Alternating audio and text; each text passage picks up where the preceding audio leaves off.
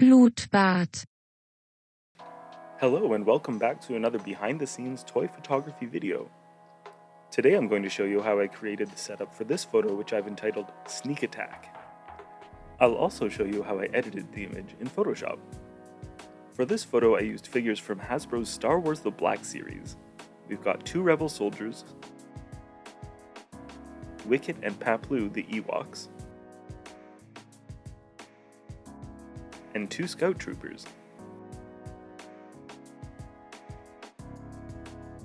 To begin my setup, I spread some dirt and leaves on my ground surface before using a couple of 1 kilogram weights to prop up my little trees. I also placed this piece of driftwood on the ground as a stand-in for a fallen log.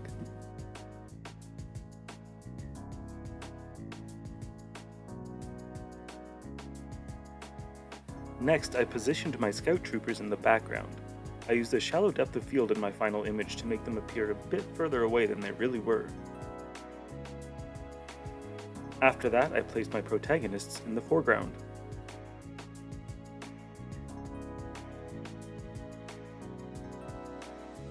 To round out the scene and fill in some gaps, I strategically positioned several pieces of decorative moss around the shot.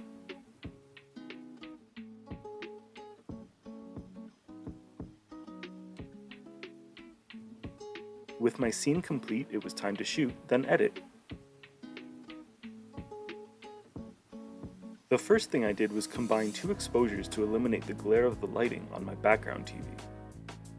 Then, after adding a few adjustment layers, I removed all the articulation joints from the figure's limbs.